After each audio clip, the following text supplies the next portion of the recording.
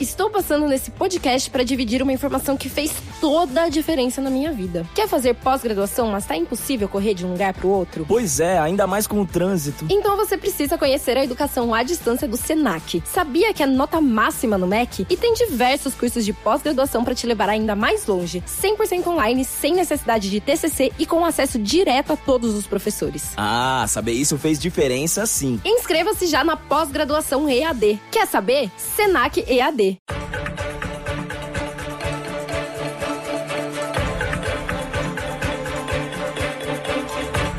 It's the Larry Kudlow Show. Free market prosperity starts here. Now, here's Larry Kudlow. Welcome back, everybody. We're going to talk some economics. We're going to go with John Carney, best of the best, Breitbart economics editor and co-author of the fabulous Breitbart Business Digest. John, welcome back.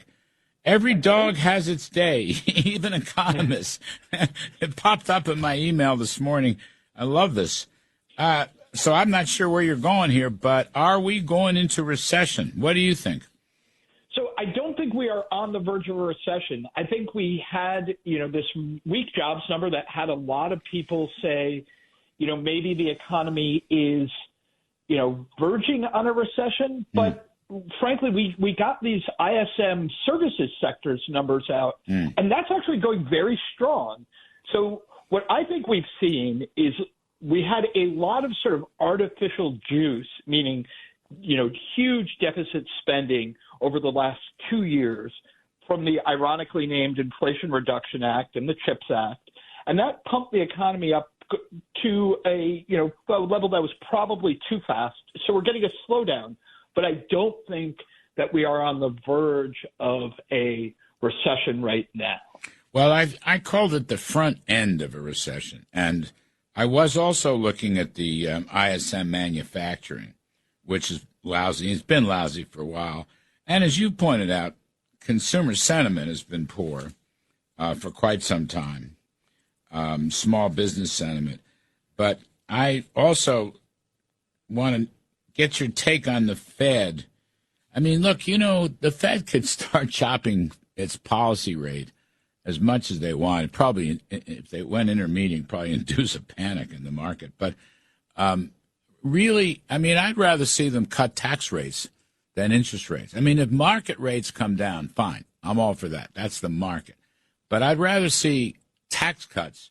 I think that would do more to help the economy, create incentives, produce more goods. Producing more goods would lower the inflation rate, or go back, reopen the fossil fuel spigots. That's not going to happen in the next 90 days, but I think that would be more productive for the economy. John, don't we have enough liquidity in the economy already? Yes, there's no need for a Fed cut right now. That's silly. They definitely don't need an emergency cut. I think that was just a little bit of a panic reaction when people started pricing that into the decline in the stock market on Monday. I don't think they're going to do an emergency cut. I do think that one of the things that may happen is we may get bailed out of the front end of the recession, a recession that would ordinarily come next year if the election goes the right way. If we elect Donald Trump, I think that will revive animal spirits. You can actually see it in some of the survey numbers where among people who are Trump supporters, they're happier about what's going to happen in the economy a year from now when Trump's up in the polls. When Trump starts to sink in the polls, you actually see the expectations numbers start to come down because people say, oh, no, we might be stuck with another. Can you imagine what that will do to the economy? Another 4 years of Green New Deal, no fossil fuels, more taxes. They have a plan, frankly. The Democrats' economic plan is to put us into a recession.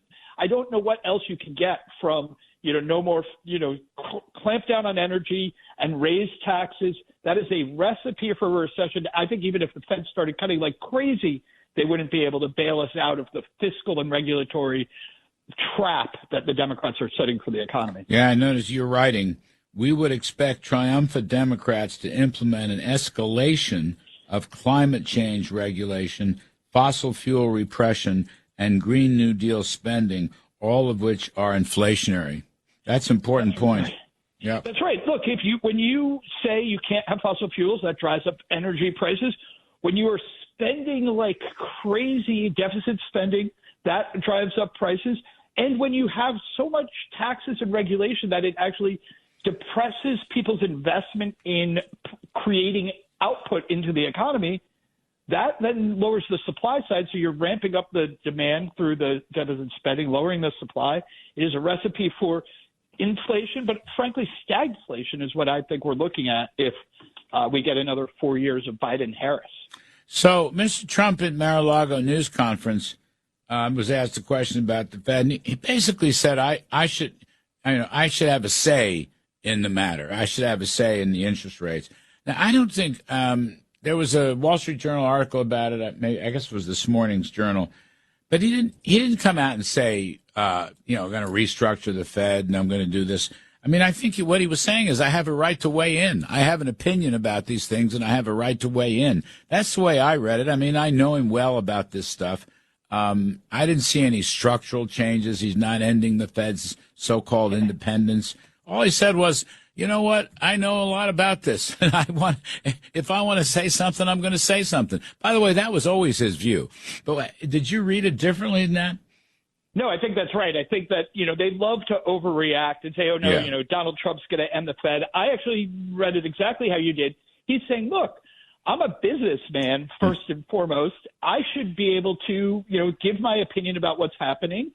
And frankly, Ronald Reagan gave his opinion about where interest rates would be. This is not, people have this idea that no, you're never allowed to mention what monetary policy should be.